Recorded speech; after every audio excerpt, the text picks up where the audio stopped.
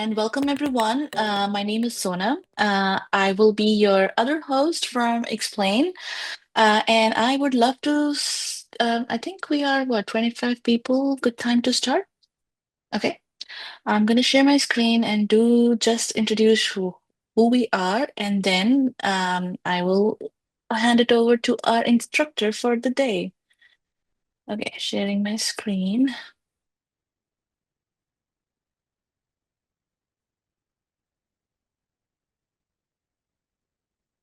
Okay, can you guys see my screen? Yeah, we can hear. Mhm. Perfect. Thank you. Uh, Hi, everyone. So, as I said, I'm Sonam from Explain, and to give a quick introduction of who we are, well, Explain is basically a agentic AI platform that you can use to build simply a great production grade multi-agent systems at scale. We provide a faster way to build and deploy the AI agents. And there are different ways to interact with Explain. We have SDK access. We have no code, low code editor, which is for Mac OS specifically for now. And excuse me. And then we have professional services. Well, for SDK access, if you are a coder, you can use Python, or if you're a Swift fan, we provide both the SDKs for you to programmatically create, evaluate, launch, and deploy agents, and not just agents, but also like different versions, especially if you want to build RAG based on it, which Lucas is going to talk a little bit more about in his presentation. The other way, we have no code, low code for people who just want to drag and drop and they are non-technical. You don't exactly require machine learning or AI expertise. It's pretty simple and straightforward. And this is something, again, we're going to cover later during the presentation today. And then for our partners, we have different options where you can onboard your teams, where we provide continuous support. We have subscription-based plans as well for scaling your projects and agents. And the other is, joining, collaborating with us on different shared marketing campaigns and other initiatives. Moving to the next one. To give just a quick intro about the agentic platform, we provide not only just agentic platform, but we also have an extensive asset marketplace where you can access and integrate over 38,000 AI assets, along with 180 plus large language models, with just one API key and a unified pay-as-you-go pricing method. Um, to make your agents even stronger, we provide advanced services where you can optimize your agents through benchmarking LLMs, fine-tuning, indexing, routing, rate and usage limiting, and so much more, and so many other services. When we talk about the agentic framework, you can build not only a single agent, but you can also build a team of agents, which is also synonymous to multi-agent systems, where you don't require AI expertise and you can build these agents in a few minutes. And when you are working through the production level deployment, you can deploy on SaaS, on-prem. Also provide hybrid option for deploying. And of course, we provide with maximum compliance and flexibility. The entire agentic framework and building and deploying, it's fully managed for seamless operation. Now, this is just a quick intro about Explain. Now comes the fun part where you are going to build agent today and you're going to need some voucher to add some credits.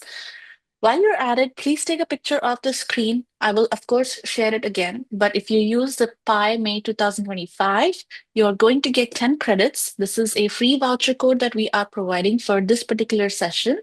And please keep in mind this code will expire by end of August. So you have many good months to work using Explain. So please make sure you take a picture of it. I will share later in the chat as well. And now I am gonna stop sharing. Okay, there we go. And we are ready to kickstart our session today. And I'm going to pass over to my colleague here, Lucas, who is going to talk to you about what agents are, starting from basics of agent to advanced agents. and so many fun things. Over to you, Lucas. Thank you very much, Sona. So, hi everyone, I'm Lucas. I am a AI research engineer at aiXplain. So let me share my screen and we can start.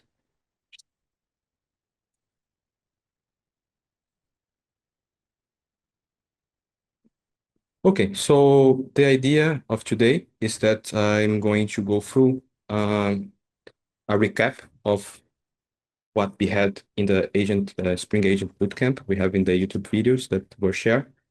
And okay, so the idea here is that we are going to go through single agents, the multi-agent that's Sona mentioned, and also agentic RAG. That's the overview. So let's start by, yeah, so this is the agenda of the two different types of agent system that we have.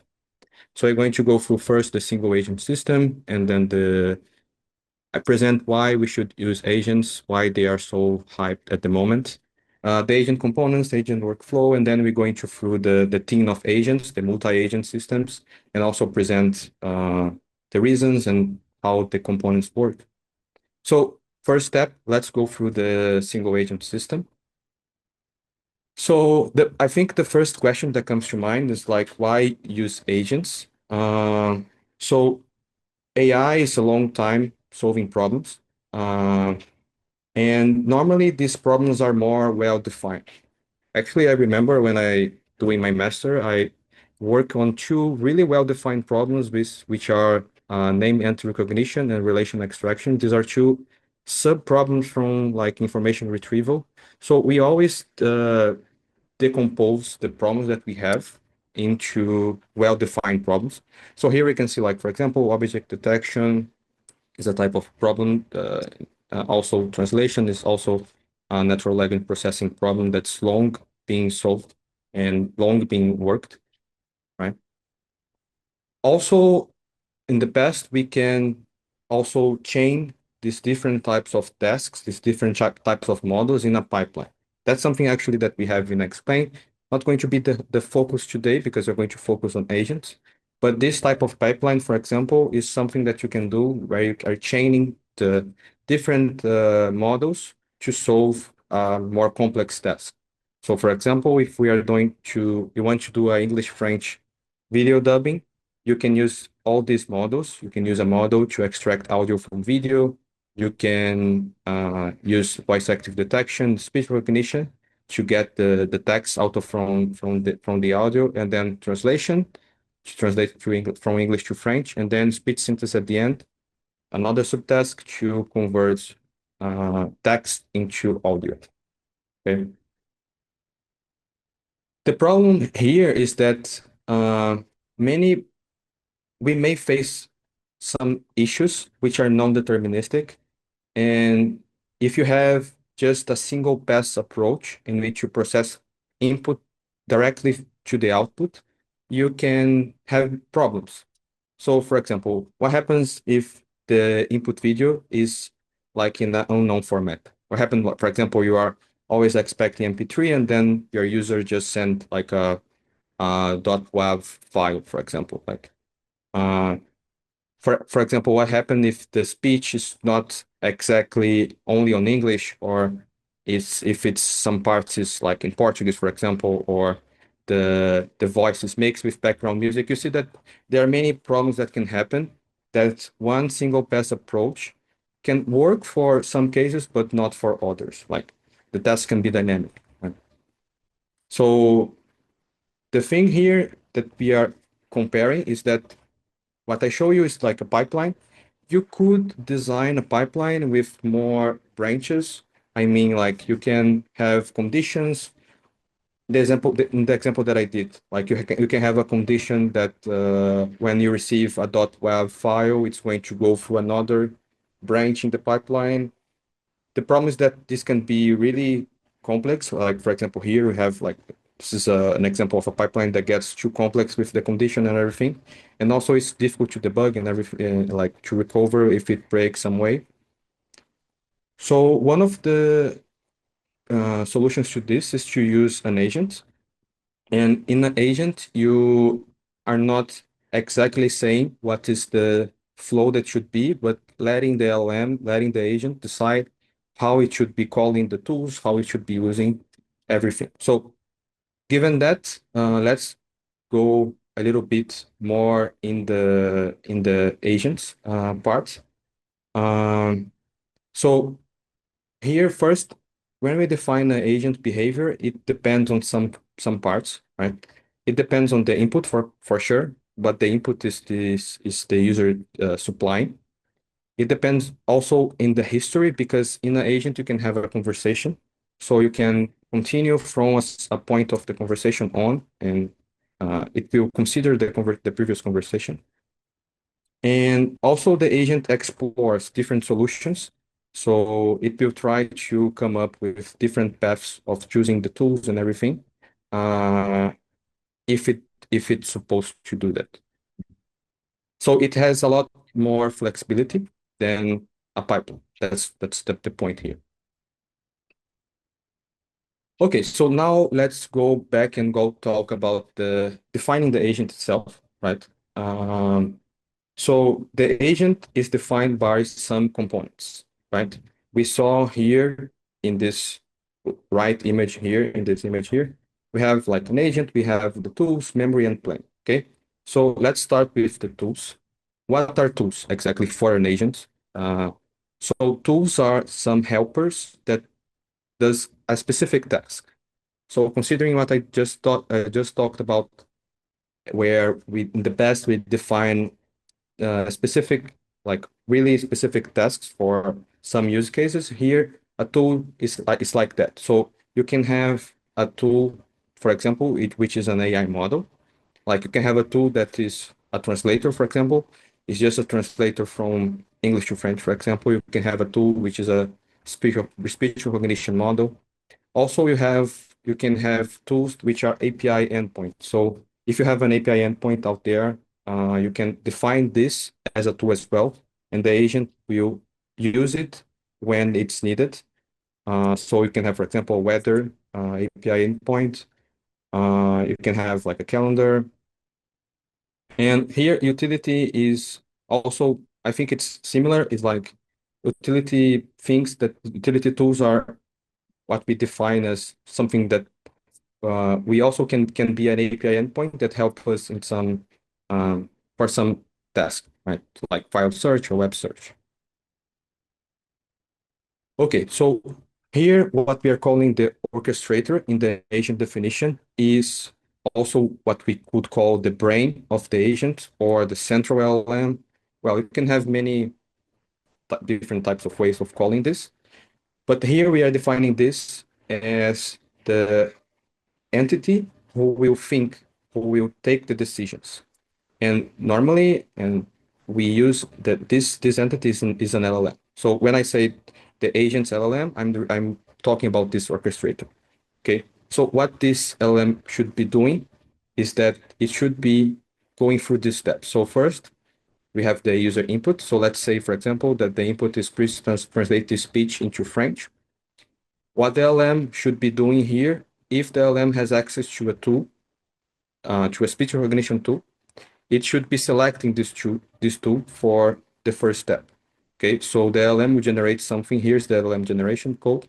The LM should generate something like, okay, you should be calling the tool with name speech recognition with these parameters here. Audio is the attached class, language is English. Okay. Then go back to parse the results from the tool. It will call it, the agent will call the tool, and the LM will get the result back. And then based on this result, it can respond to the user, give a final answer, or maybe you could call another tool, like the translation tool, for example. And the same way, it will the LM generate the text to call the translation tool, and then the agent will call it, get back to LM, and give back the result at the end. Also, since it's an LM, you can add some planning capabilities to the agent. So instead of just going directly to calling the tool, the agent can make a thought, what we call, yeah, like a thought. I mean, like it could uh, understand what is being requested, and based on that, plan accordingly. So if I'm saying the same example, please translate this speech into French, a possible thought of the agent, the LM, if you prompt it correctly, uh, it could be like this: a speech file is provided, but I don't have a tool to translate audio directly, but I have a text-based translation tool. So it basically saying that for solve this, I need to call this tool, this tool, this tool. Okay. And this way of prompting is called React. It's something that is in the research. It's being researched for some time, and it's a way that you can add this planning capability to the agent. Okay, another really important component, which relates to the history, is the memory. Okay, so when you are executing an agent, you can store the execution history in as a knowledge for the agent to take the next step. Okay. So here we call short-term memory as the previous steps within the current session. So for example, I'm calling it to hello world and I have a context, right? If this is the context that the agent is expecting this text to be translated, it will consider the context and okay, now I have the English transcription and we'll translate it to French. So it's considering the context and using the input to continue from there. So we also can have long-term memory, which remembers from previous sessions. So based on your interaction with the agent will save this somewhere like a database, and then it will use uh, the previous request to take some action based on the new one.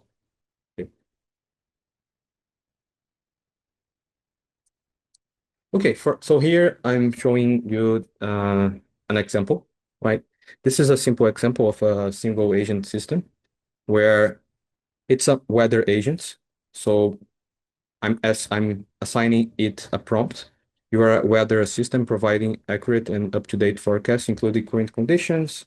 When you ask for location or time, if needed for precision. So this is also an example interaction with the agent. What's the weather in New York? Yeah, pretty straightforward interaction, pretty straightforward agent as well.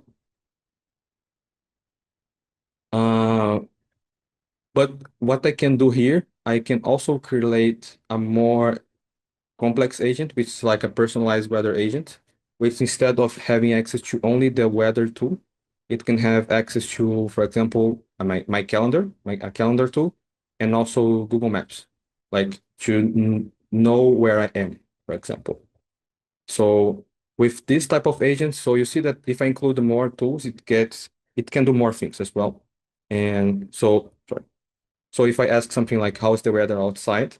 It will, based on the Google Maps tool, and it will know if I have informed this before, for example, it can know based on that where I am, and then uh, call the weather tool for the specific city for the specific location, right? So this interaction would be more like personalized, as you can see here, like how's the weather outside? It will directly answer that, and then it can also like I if you say something like I'm head out to work, if it knows what work is, it can already give you back the answer. I also see this as I'm not sure if I want this because this is too personalized. Maybe it's like the agent know many things about me, but that's something that you can do with agents. Yeah. Okay, so we talk a little about the single agent. Also, something that I didn't talk, but we will do also. I'm going to show you two different collabs, which will go through how you can have everything that I'm presenting here in next time. So if something's not clear, maybe in the practical terms, it will be clear. Okay, so given all this, now let's talk about the team agent or the multi-agent system. So first step, like why we saw many examples, agents can solve them. Why we want more than one agent, right? Uh, so let's go and read this yeah, let's consider that we have more complex text, and the thought from the agent is this. So even the input from the user, the agent is thinking something like this. I have the English transcriptions of the inputs.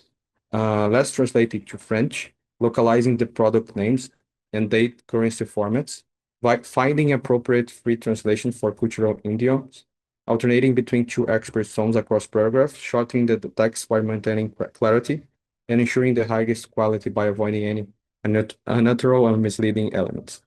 So based on the user request, you can see that the thought was really complex. And if you break down into subtasks, it can be like 10 different steps.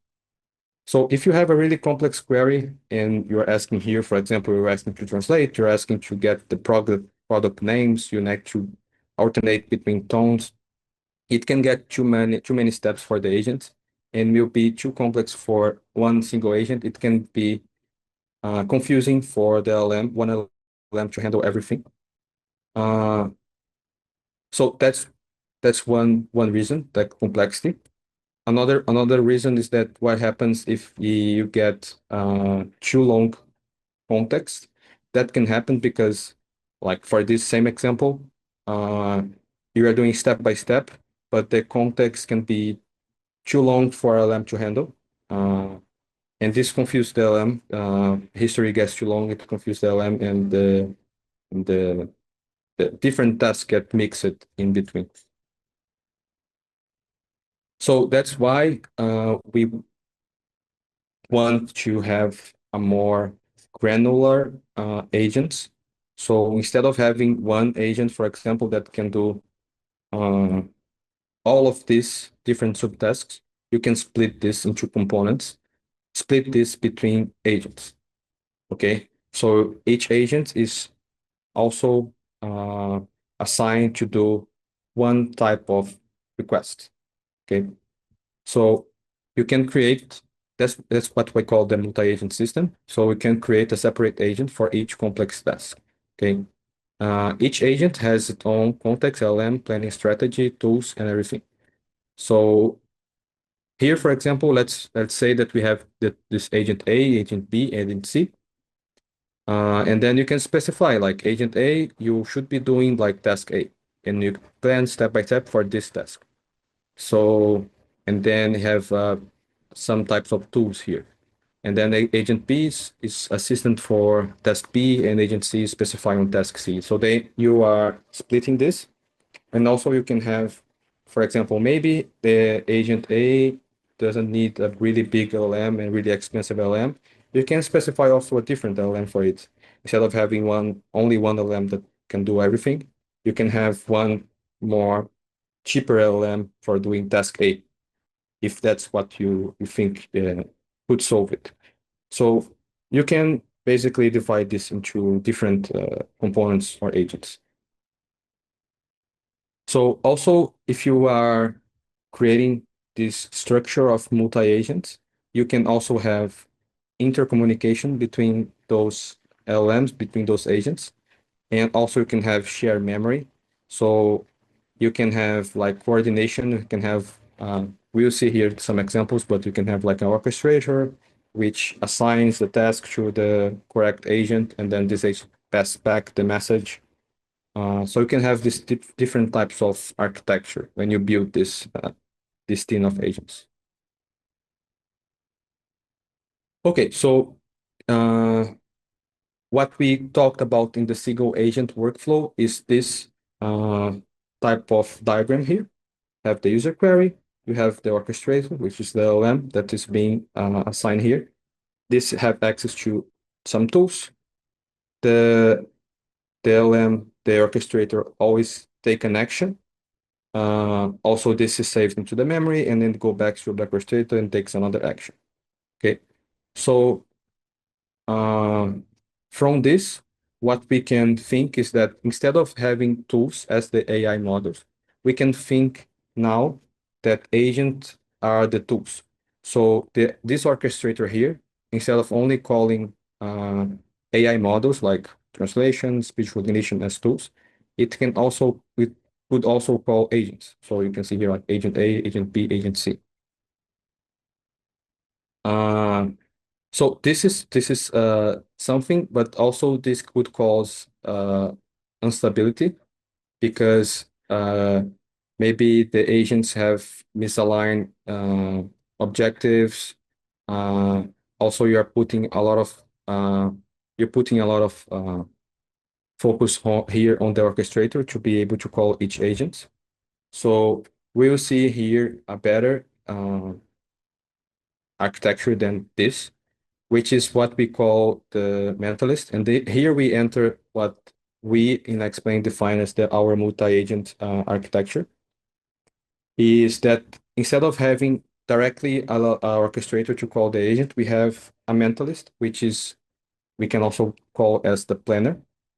So for this type of structure, it's nice to have some way of first targeting what are the steps what are the steps that should be done so it can solve your task. So for that same example that we were talking, that translate the speech into French, what the mentalist would be doing, the goal of the mentalist would be to generate a plan for this. So the plan would look something like generate a list of runnable tasks to solve this problem. Yeah, sorry, this is the input actually. So this is a sketch of the input to the mentalist that it should be generating the task for the problem using these 5 tools here. And then what happens is that the mentalist should be coming back with the plan. And the plan, it's like step 1, step 2, step 3, and then step N. And it should be, in this case, you should be looking something like convert speech to text, translate the text to French, generate speech of the translated text. And then based on these steps, the orchestrator will be calling the agents, agent A, agent B, agent C, that these are specific to solve each task. Okay. So the idea of the mentalist is to put in the first step would be always to plan.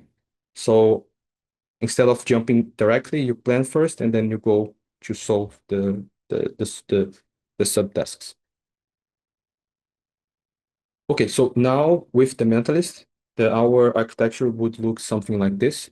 That here you have the user query, you have the mentalist here to design the steps, and then here, based on that, the orchestrator will take the action.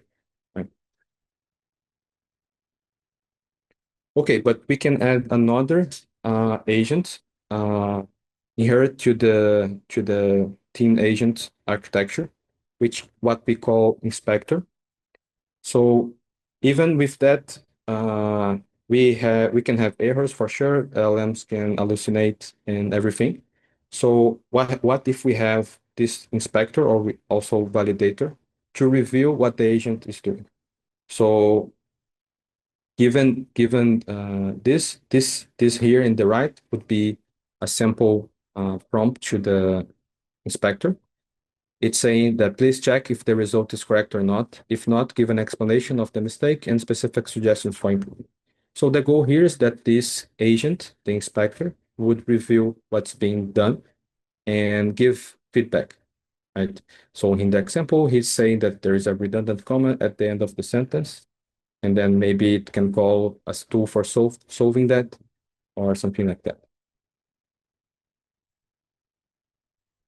Okay, so yeah, the goal of the inspector is to fix issues before proceeding. And then with all that, we get to this beautiful architecture here, where we have many agents. And the inspector always come after the action that was taken and analyze the output and go back back here. Maybe we need to replan, and then you go this in this way into a loop until you finalize and give a reasonable output to the to the user. So here I'm just going to go through this really quickly. We can also have another agent, which is we call Guardrail, is to detect and remove unwanted content. It can maybe check profanity words and everything. And it could also be added here in between the actions. And at the end, we also have, this is also important, is that given all the history, everything that was, all the action that were taken, we need an agent to answer, like to respond to the to the user. So after this long plan is being executed, maybe you are losing context, so you put another agent to generate a clear response, given all the actions, everything that was taken. So it would look something like this, generate a clear response that fully complies with all the user instructions. And then we would have this at the final here, at the end to generate the final output. Okay, so given all that, let's take a look on one example of a multi-agent system. So here we can plan multi-agent system. And the idea here is that you want to plan the whole weekend. And here it's interesting to dif divide the different tasks that would happen when you are planning a weekend, for example. So you can have a scheduling agent that would be scheduling over a calendar, maybe checking the weather as well. You can have a clothing agent, maybe if you want to do shopping, the travel agent to check like Google Maps, maybe if you're traveling to a different country to take into account the currency. The booking agent would go into and find hotels or Airbnbs for you. So this is one example of a system with many agents that you can think. You can think of more agents, or maybe you can remove one agent that's not important for you. But the idea here is that you can individualize the tasks for each agent. So here's an example also. It will the way that you interact with the agent is same way that basically interact with an LLM. You chat, and then but underneath it has many things that are happening, right? So if you're just asking a question about like, okay, what can I do in this weekend? The agent probably will call here will call like the scheduling agents to see the weather and see the calendar, and then maybe it's calling another one, and yeah, it will continue the conversation calling the different agents. And this is just a continuation of the interaction. Okay, so I talk about a lot of things. Let's just do a summary and recap of this. We talk first about the single agent system. The single agent is like it will adapt dynamically to diverse scenarios. It will construct a system of complex tasks, uh, and has this type of components: the tools, the orchestrator, planning, and memory. And it looks like this. Also, one thing, now that we talk about the multi-agents, depending on your use case, maybe it's just better to use a single agent. Uh, I presented the multi-agent as like, it's not like the multi-agent will solve all the problems, just use the multi-agent and that's it. No, but the thing is that maybe for your task, if you just need like one agent and you're also aiming for speed, because of course the multi-agent will take more time to process, has more components and everything. So maybe you're aiming for that, you just can use a single agent and it's fine for you. And yeah, so well, the multi-agent can handle more complex tasks. You can distribute the different parts, and you also can have the specialized agents for your system. Hey, Okay. Lucas. Yeah. So there's a question in the chat. Aisha is Mhm. asking, do we only rely on the inspector to fix the issues? Or how do we evaluate the performance of agents? And how are they monitored after deployment? Yeah, that's a couple of good questions. So, um, we're not relying only the inspector, because when you are asking LM for something, it always also we have the LM would have its knowledge base. So the LM will when we prompt the LM for the agent with something, we also make sure that the LM is not returning an incorrect result, but the inspector is like how can I say, like a step a more you are Like an checking more. additional step. Yeah, additional Additional. step. Yeah, thank you. Like an additional step for checking. And maybe also here, something to take into account is that uh, the LMs here can be different.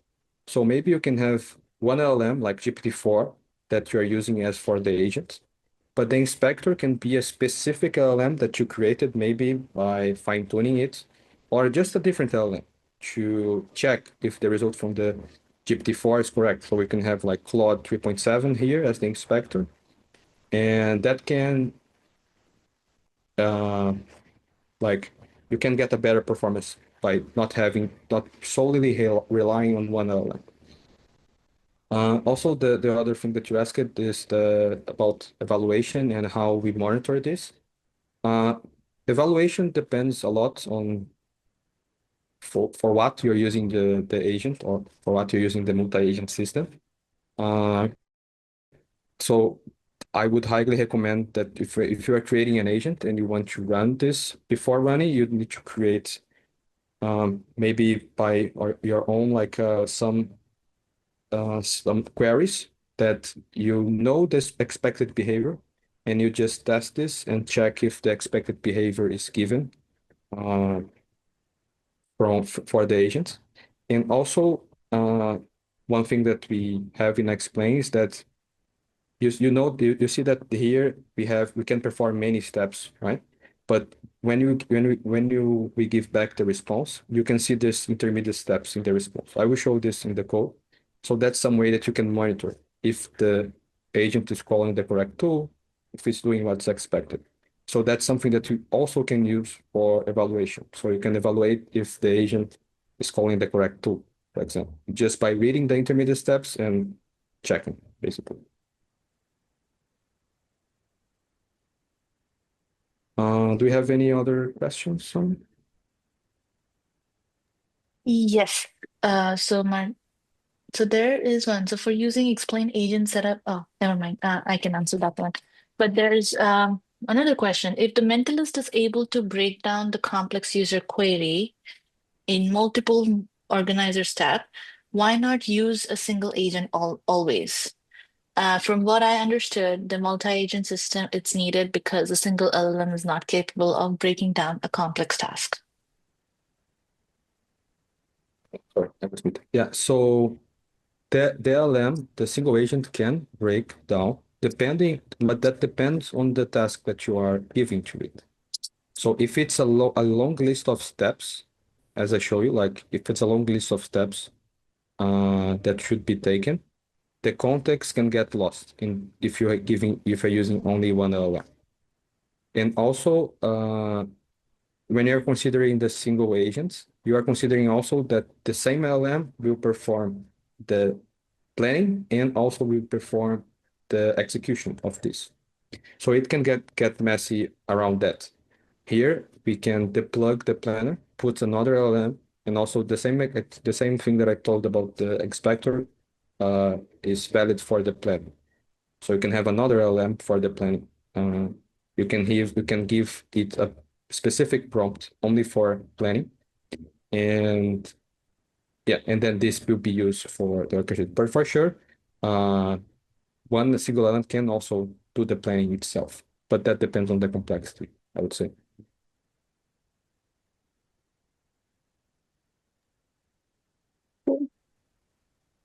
Okay, so yeah, so let's jump now into the first demo. So for um, time purposes, I'm not going to run everything here, but I'm going to walk through the the the collab that we have. Also, we are going to share this with everyone. So here we have the collab, which is we are presenting the agents. So first thing to do is to install aiXplain.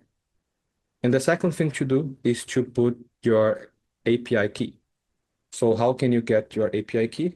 You need to be logged in aiXplain platform. So I'm going to show you now. So here you have the aiXplain platform that you can access with your account. You can see I have my account here. The first thing that, as Sona said, you should be redeeming your credits. So to redeem, you go here in the right corner, click redeem, and put the code here. After that, you have the credits being shown here. And to get the API key, you should be going here under your profile, and then to general settings, and then integration here. By clicking on integration, you will be landing on this page here. And you just need to click create an access key. And yeah, you can give it a name, you can add maybe a time limit or not, and just create. This API key will be shown for you one time. Just save it somewhere, and then you can reuse it later. Okay, so yeah, so you paste your API key here, and then you are good to go. Okay, so the first thing that we are going to do is how we can create the tools to have inside the agents, right? So there are some ways that you can create tools. So maybe you want to create these tools based on a function, based on an AI model and an AI function. So here we have, for example, a speech synthesis tool. It's just pass the speech synthesis function here. You can have maybe a translation tool.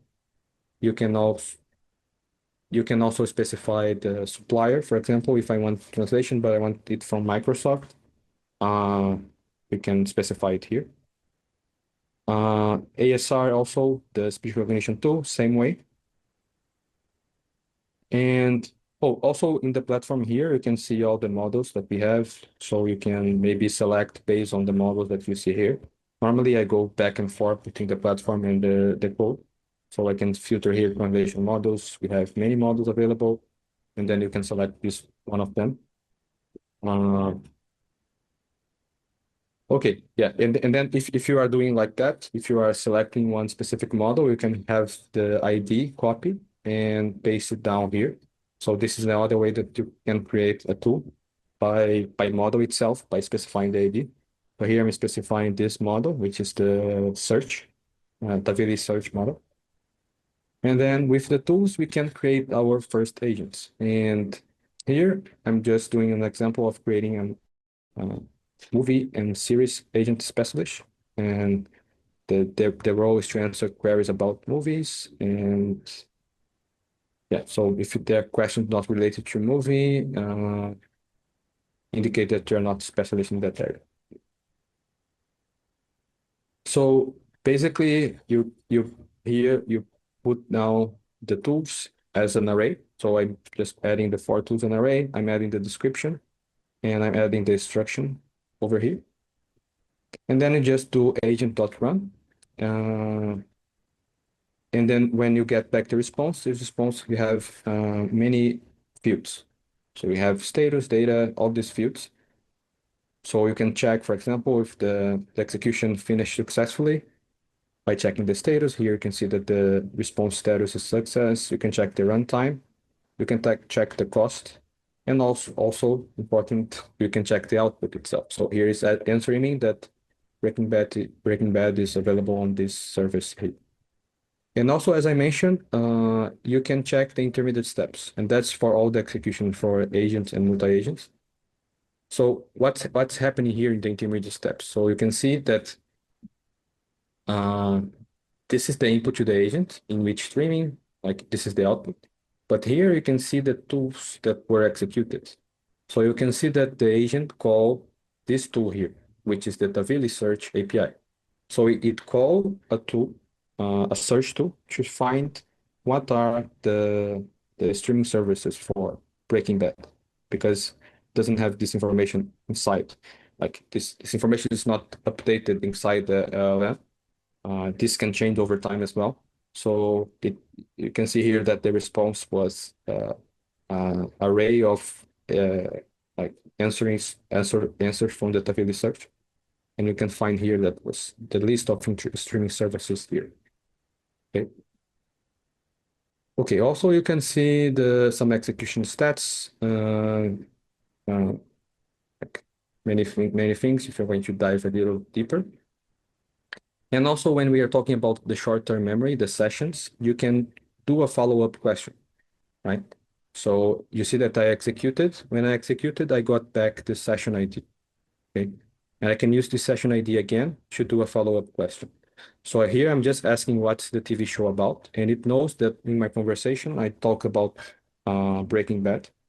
So it's following up. The following up response would be something talking about Breaking Bad. What is it about? And also you can see the intermediate steps. Okay, also the agent can access your files. So you can give a local file uh, like here. This file is basically an audio saying like what's the best movie, what's the best drama movie, and then the agent will given this, it will return. It will actually, yeah, here we can see what's happening. It will call speech recognition and then get the output, and then based on this output, it will answer, which is something that's nice as well. It's just another format of calling. So as I mentioned, I'm not going to get much in detail here, but aiXplain also offers for you to create a pipeline. So I can create a pipeline like this. Basically, this pipeline is just a text, like a LLM with a prompt that I'm assigning here. So this prompt is just saying that write the script for 2 minutes short movie based on the description that I get as the input. Okay. I can use this pipeline. I can add also the pipeline as a tool to the agent. As you can see here, I create a pipeline tool. I add a description. Here I'm just appending to the agent that I already had. And yeah, and then here I'm just asking for this script that the pipeline should be doing. And then if you go back to the intermediate steps here, you can see that the agent is calling the tool move script writer, which is the pipeline. And then the pipeline is outputting the 2 minute script. Also, something that is really nice is that you can create utility tools, which are if some function or something that you want is missing from the platform, you can implement it yourself and onboard it. So here, what I'm doing is I'm creating a Google Maps utility tool. Here I'm using the Google Python SDK package. And then basically I'm calling here the client and I'm asking for the direction that I receive. I'm receiving here, I start location and I end location, and I getting the direction from this. So if I get this, if I create this utility tool and give also to the agent as a tool, then the agent will also be able to use this like Google Maps for something. So here I'm just creating the utility model based on this function. So you can see here that I'm passing the function.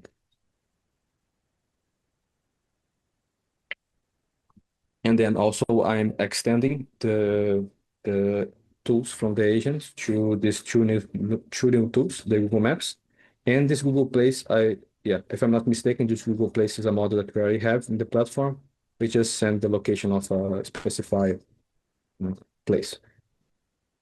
Okay, so given that I have these two additional tools, I can do other types of requests and see if the agent can. So you can see that now the agent have like, I don't know, like 7 tools. So you can see if the agent can correctly call these tools.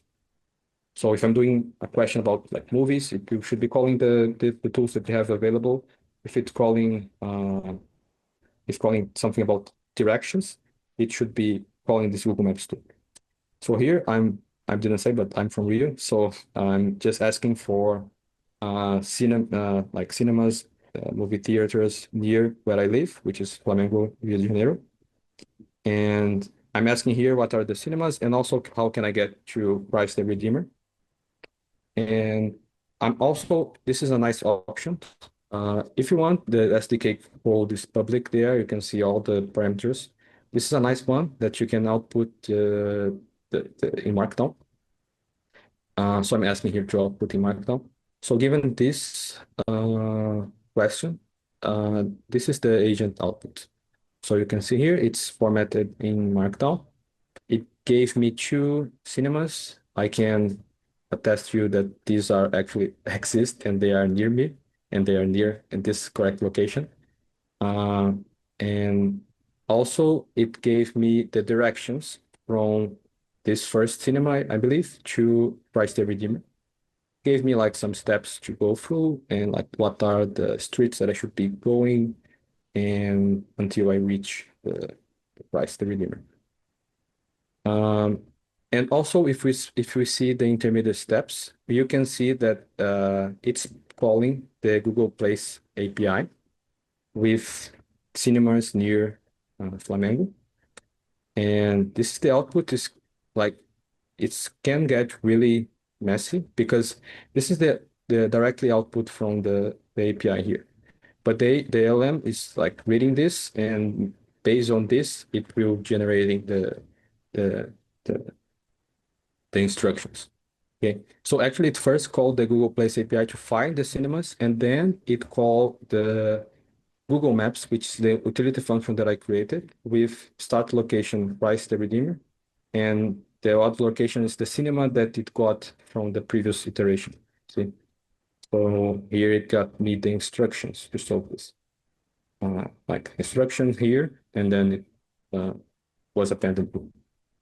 Okay.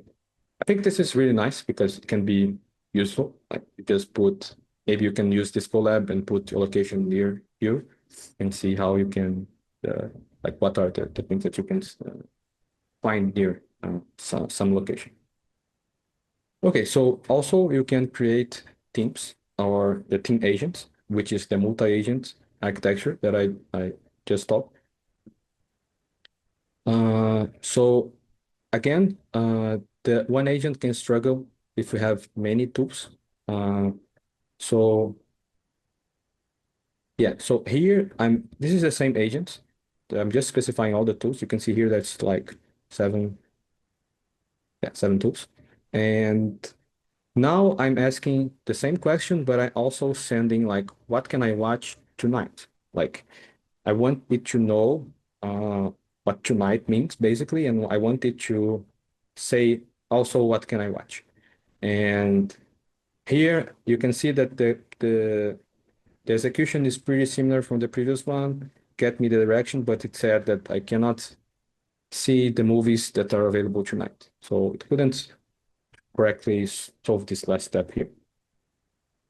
So what we can do, we can increase the complexity of this by adding mentalist, which is just talked about. So for adding mentalist, you basically create the team agent here. You pass to the team agent what are the agents that it has access to. And then you can, for example, put mentalist as true, like if you want to turn on mentalist.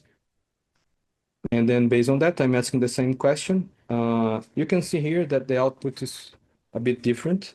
It's more, I would say, conveys more information because it's also giving me like a link that I can see this cinema. It's for the two different cinemas. I think it's also more better formatted than this one. But still, it's showing here that to check the show times for tonight's movie, it cannot provide. However, if we see the intermediate steps, we can also see what's being passed to Mentalist, what Mentalist is doing. So the output from the Mentalist is always an array with the plan, the steps of the plan. Right? So the plan, it decomposes like find cinemas near this location, and also assigning the agents, and then get the directions from the Chrysler Redeemer to one of the cinemas. And then the final step would be check what movies are available to watch, So you can see that the steps make sense, like these three steps. But you can create a better team architecture. So what we could do is maybe we can replace the LM. It's really simple to replace the LM. Here.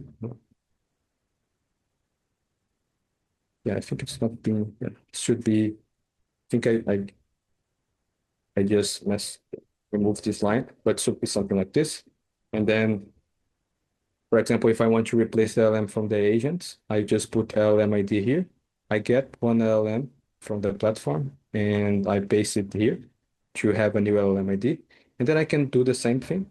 Uh, Maybe I can change the instructions. You can play around with different types of ways of changing this, right? But still here, I'm not able to get the movie titles for tonight. But we can, if you want to dig deeper, you can see what happened here.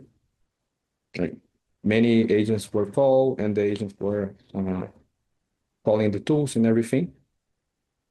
But what we also can do is add, instead of having mentalists generate the plan, you can have specific tasks, right? So if you know what you want to solve, you can add different tasks for that. So you can maybe have a task for search cinemas in the area specified. You can have a task for search the movies and also a task for finding the directions.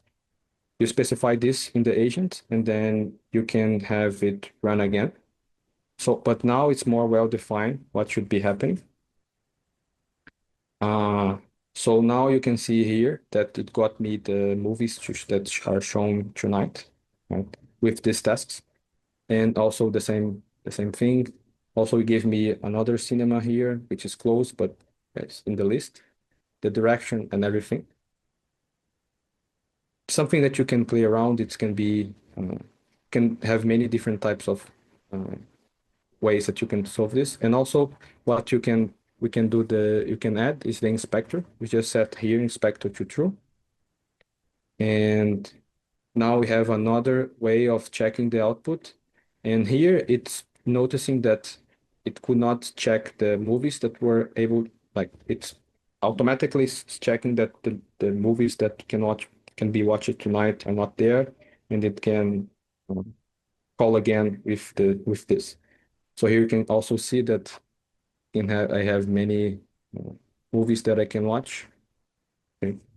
And here you can see the intermediate step. So you can see that also if you add many agents, it can get really more complex here because you can have you see the input, the output from the inspector, output from orchestrator, output from mentalist and everything. Okay, do we have any questions? Not in the chat so far. Okay. Okay, so I will jump right into the next part. We don't have much time, and this is also a recap. I'm not going to uh, go really deep into it. Uh, and also we show you another demo. So one thing that is uh, really popular, it's what we call RAG, and this is something that you can also implement with agents. So really quickly, let's go through RAG. RAG is something that you can there's a problem with the LLMs. So let's go a step back to not agent part, but let's go back to the LLM. So if you have an LLM, this LLM normally doesn't have access to real-time information or some external knowledge. So that's why we want to add this retrieval component to the LLM, which is what we call retrieval augmented generation or RAG. So instead of having only generation part, you add a retrieval to that to find relevant documents to what you're asking. And then you have the generation component, which is based on the LM. So this is something that simple diagram for RAG. Have a question, you have a retriever, and you have a generator. Also, this is some workflow, a workflow for RAG. Yeah, it's pretty similar. The vector database, normally you store this document as vectors in your database. And then when you do the query, it's searching for the similar documents, appending this to the prompt and generating this with the. So yeah, basically to why you are using RAG is access to up-to-date information, and also maybe you can have different types of database, you can have different types of documents, you can have maybe a health-related domain, a health-related database that the LLM is not aware of. The problem is that only with RAG, if you only have an LLM with access to a database, it's a single pass also. So it's not able to fix itself, for example, or maybe it's not able to verify if this document contains the correct information. So also here we are talking about complexity. So depending on the complexity, only having a RAG is not what you should be using. Okay. So that's why we put use agents with RAG. So what we call agentic RAG. Okay. So instead of having only like a one pass, you can have many iterations here. So you can have agent that has as a tool this access to this domain, okay, access to this database, and it can iterate with this in like a multi-staged approach.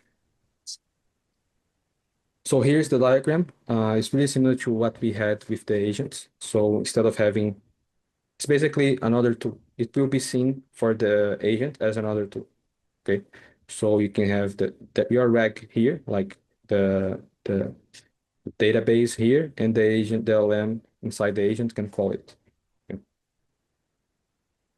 This is a more granular explanation of the agentic RAG. Uh,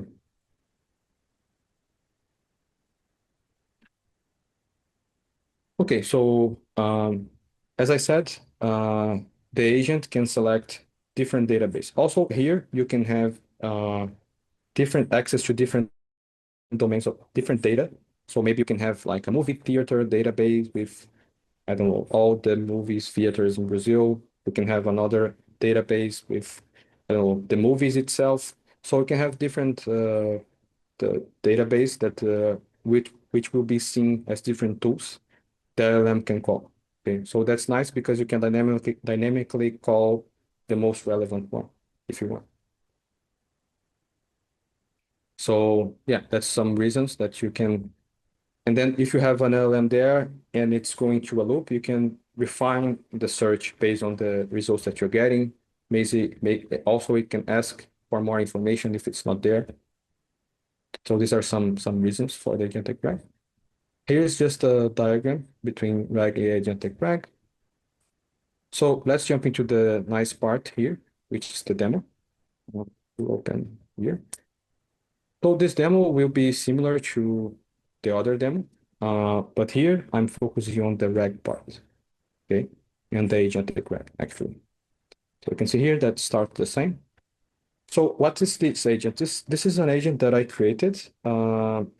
It's called coding tutor agents. So I always were into the like uh, solving algorithms and data structure problems. And in that domain, you have many topics that could be that are asked also in like technical interviews and everything. They ask normally these algorithms and data structure questions. And these are some of the topics that you could be asked, like string, graph, dynamic programming. So the goal here of these agents is that to help you in any of these topics by giving back to you problems about these topics. And also, if you give the code, it will also be able to reason and see if there are any errors in your code. Also suggest hints about solving the problem. So it's something like to help you train for algorithms and data structures problems. Okay.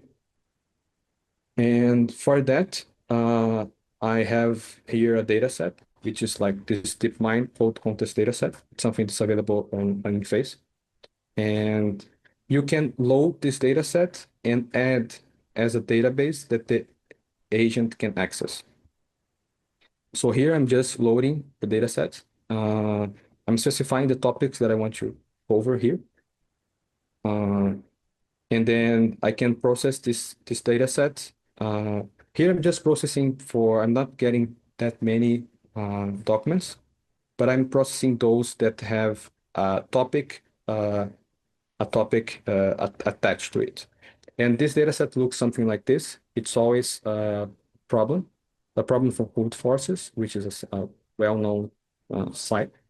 And here's the description of the problem. And yeah, it has a description. It has also the solution, which is important. It has a solution to the problem, the description, and the tags, which are the topics included. So these are the three fields that I'm using here. I'm getting the solution, I'm getting the tags, and I'm getting the description. Yeah, you can see here actually. This is how I'm building this data set here. So the description, the Python solution, and the topic. So based on these documents, I'm going to index them. I'm going to create a database with them and have this for the agent. So here I'm just showing what are the topics per the number of problems per topic. And then now here in aiXplain, you can also create this index. So to create this index, pretty simple. You add these records based on the array that I just created. You create the index. I can give a name, a description, and then you call this method called upsert to insert the documents. Okay. And then on that, you have an ID, which is the ID of the model that you just, the model or the index that you just created.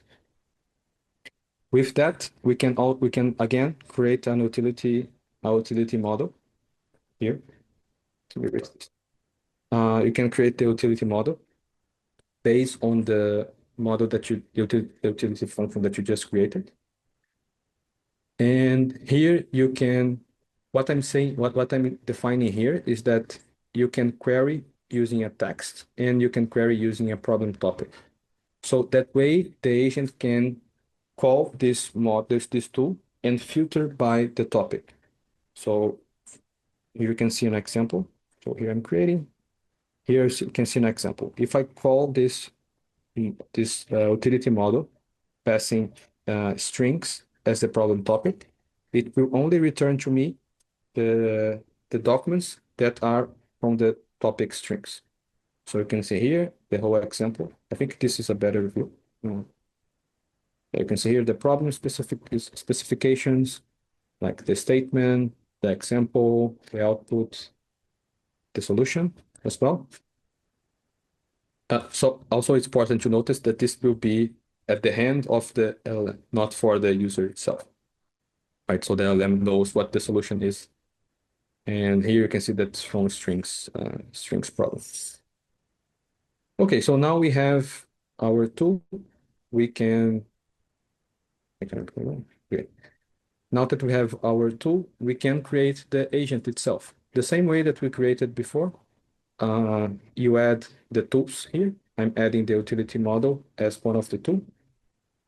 You should always be adding the description because this description is what the agent will use to understand that should be calling this tool or not. And here I'm also adding a Python interpreter tool, which is a tool that we have defined already here. It's a tool that can run the code that you are supplying. Okay. Here I can see all the agent information. Yeah, sorry, I didn't go through this. So this is the prompt that I myself created for this agent. Here I'm just specifying how the agent should be handling the requests. So I'm specifying that it should not give back the answer, it should always give like hints if they are requested. And also I'm specifying how it should be showing the problem, like always with the statement, some examples. Yeah. And yeah, also here I'm specifying how it should be calling the tool that I'm just assigning to it. That is the problem topic parameter from the tool always must be between one of those that I defined before. Okay. So given that, I can start playing around with it. You can also do it if you run this Colab. So here I'm asking, for example, I have some doubts about strings. Can you help with that? And yeah, so it's starting giving me back the problem. So this type of format here is what I specified with the problem, the input, output, and example. And also here I can see the intermediate steps. You can see that the agent first tried to call, got an error, but it was able to fix itself and call the correct tool, which is the explain programming problems tool, with the strings here as the problem topic here. So here I can continue having this conversation with the agents. I'm asking it for some hints, give me back some hints. Also, another possibility of this agent is to like have a type of code review. So I'm supplying it a sample code, and it's able to like give like check this code, see if there are any errors. I put like this error, which is a pen which miss an P here. That's the type of thing that can pick and everything. And then I can continue on this conversation, ask for another problem, maybe. Then you can see here, like more complex problem. And also, yeah, so the last part of the whole thing, the whole demo as well, is the also aside from having the index, you can have an SQL tool. So this SQL tool is you can create based, for example, on a CSV. So if I open here, actually I don't have it. Let me open here. I have a CSV with some fake data about some users. So here we go. Something like this. It's really simple. Like it's a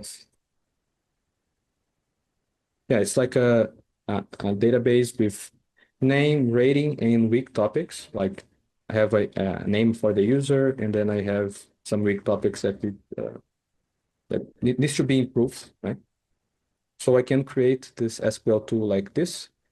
Create SQL tool, specify the name, a description, the file, in this case is CSV, and the name of the table that you'll be using this CSV to create.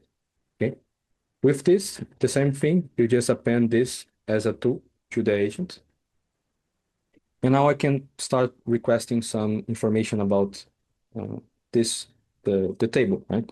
So I can request, for example, what are the weak points for the user Howard Cooper? And then you will uh, call the tool and give me back the topics for it. So you can see here in the intermediate steps that is calling this tool.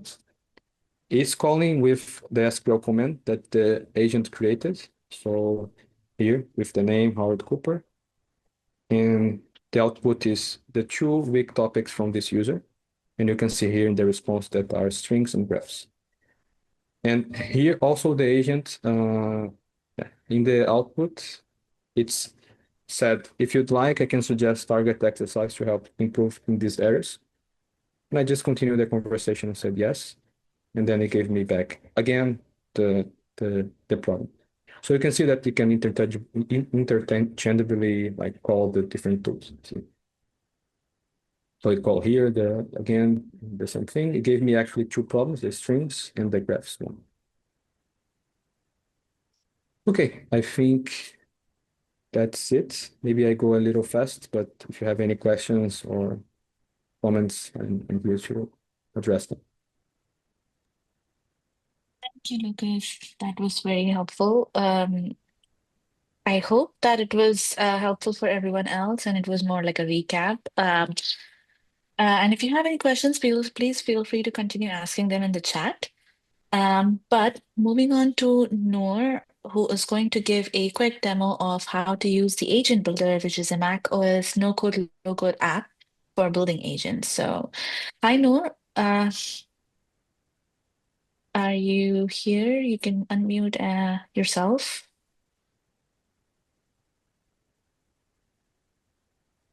Hi. Hey, thanks for joining us. Of course. Happy to be here. So we do have a nice crowd. Until now, Lucas just covered the SDK point of view, which is really our most powerful tool because this is where we put all our new updates and new features.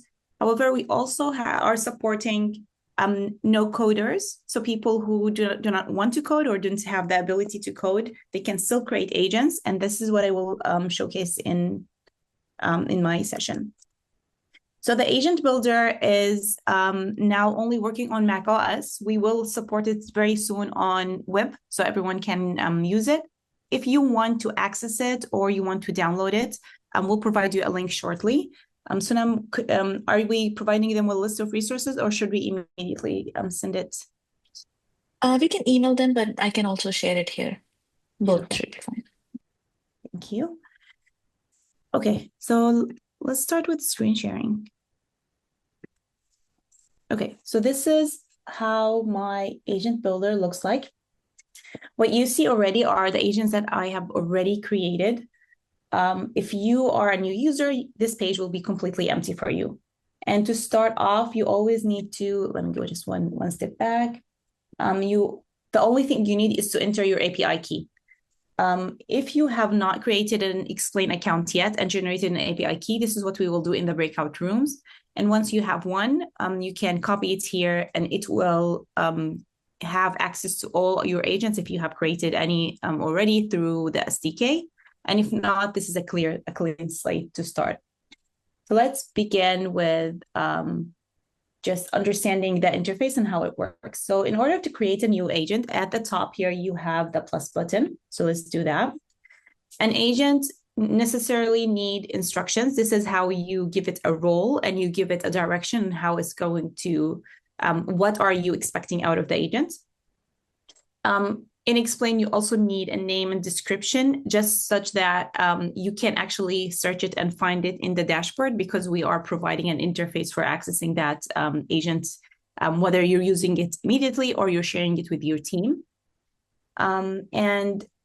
You could also add tools. So adding tools is what makes agents what they are, which are software systems that can reason and plan and act and create change. Without tools, it's really down to just a large language model that is well prompted, probably to generate text or analyze data, which is in itself powerful. But for the context of this session, we're going to talk about agents that have tools. In order to add tools, you have two ways. The most immediate way is just to go to aiXplain's marketplace of assets and find the asset that is necessary for your task. And if you don't find it, then there's a chance that you can add it with a code snippet. And you don't have to really now code everything. You can go to your favorite large language model and ask it for a code snippet and just paste it in there and hopefully it will work. I mean, they're getting there, the LLMs with generating code. They're not as bad as when we started. So they can be reliable. And if you know some debugging, you'll find it the fastest way to get there. So let's start with just like a basic agent. So if I want an agent that does, for example, search, if you're using ChatGPT, for example, there's this search bar where you could ask, there's this, prompt bar where you could talk with the chat LLM. And there's this button that tells you search. What this button is really doing is connecting a search API to your large language model such that it now would act like an agent and refer to the search tool whenever it needs to access more information, more current information, because the LLMs have been stopped. Their training has stopped, for example, a few months ago, sometimes a few just days ago. It depends when they were released. But no matter what, they are not always up to date.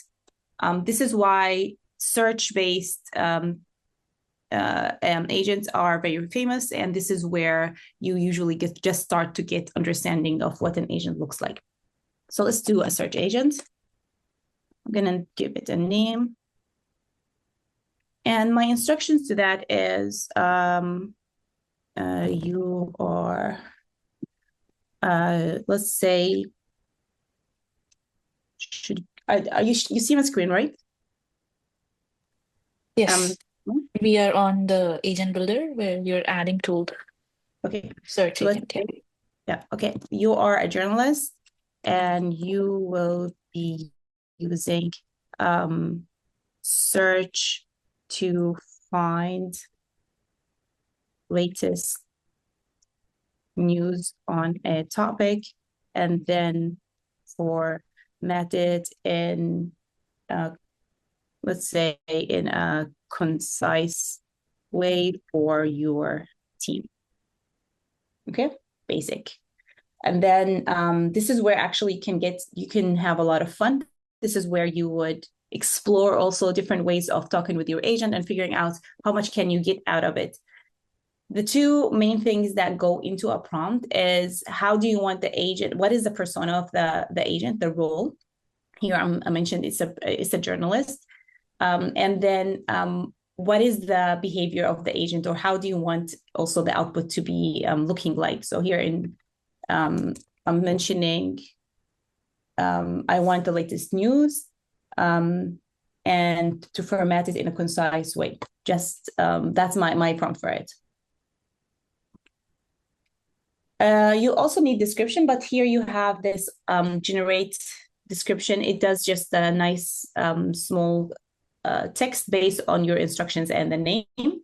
And now it's time to add tools. So again, two options. I'm going to go with the fastest option, which is using the aiXplain Marketplace.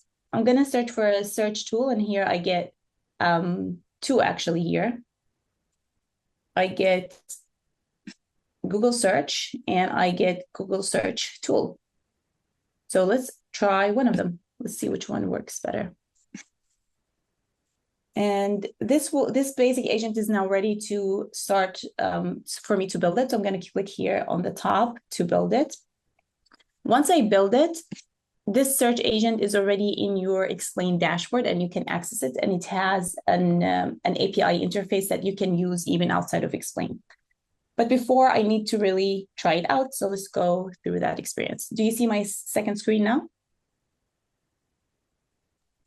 Yeah.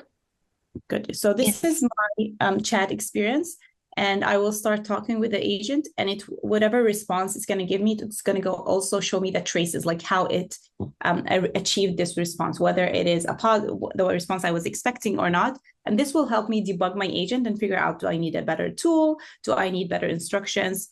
Or even a different LLM. So find topics. Oh, give me a summary of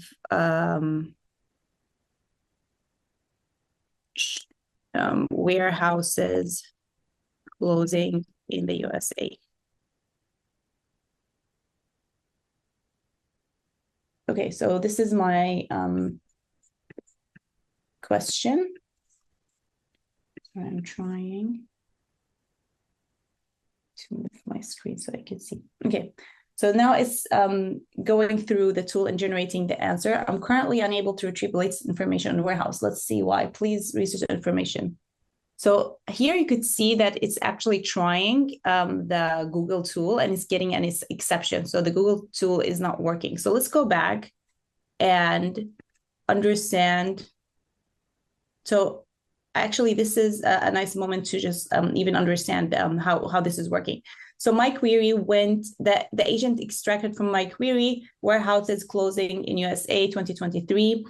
And then it sent it to the tool, and the tool came back with an error. So it's that the tool is not responding. So let's go back and change the tool. Close here. And let's swap it. Let's add another one. So this is another search tool. I'm going to remove the old one and try again.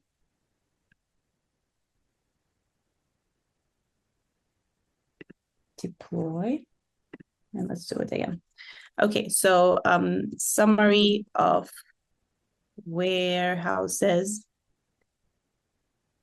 closing in the USA.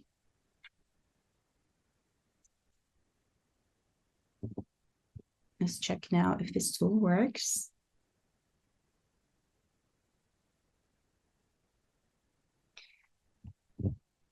So this debugging screen that we just saw. So okay, so here is a summary in 2023. I should have added, for example, in this time a timestamp to clarify when I need that information. But here's information about warehouses that are closing, and here is the traces.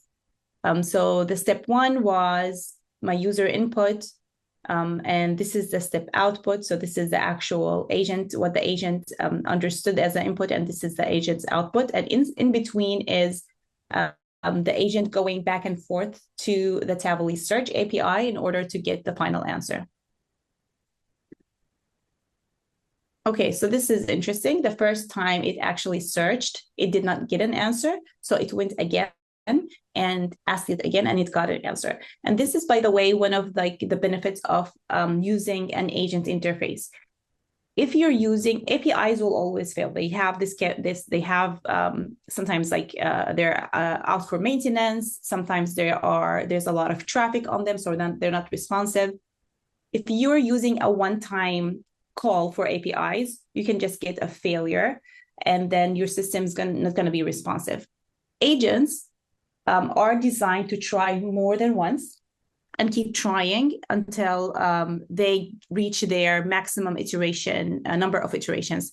And these are 10 by default and can be changed as well if you want to try more or if you want to try less. This also helps you control, every call is costing. So this also helps you control the cost. So at the beginning, we always recommend that you increase the number of iterations. So let the agent try as many times as possible. And the reason is you want to figure out what is the best scenario. Are my instructions not working for me? Are the tools not working for me? You don't want the number of iterations and trials to be the one that is stopping your agent from working. Once you get your agent to work with your prompt and with your tool, you start decreasing this number, because if you want to provide this tool for someone outside, you also don't want it to be spending so much of your credits. So you might reduce it to 3 times, try 3 times. And there, you always have to kind of consider that the APIs might fail, so you have a margin of error with some retries. And in this case, there were that happened twice. Okay, so this is one agent that we built quickly. I wanted to show you a fun agent that was built by one of our colleagues. It's a Spotify agent. And unlike how I did the agent, they actually use a custom tool here. So instead of going to explain marketplace, they went and found the API of Spotify search. And this is how this API looks like, right? So you can get this actually from most large language generators. You can copy this here. You can create new custom code and copy this code snippet here. And when you do that, it becomes just yet another tool in your agent. And now you can run that agent and start asking questions like the top songs in 2025.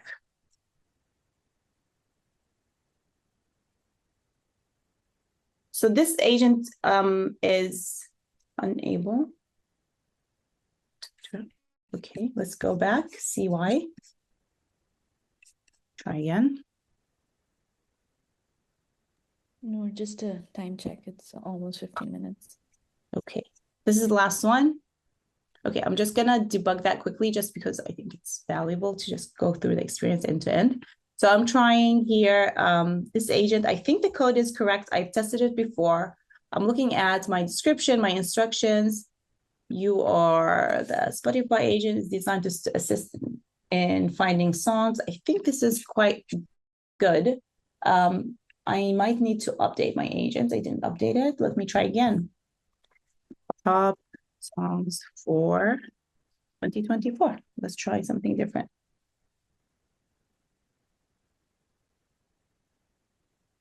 Okay.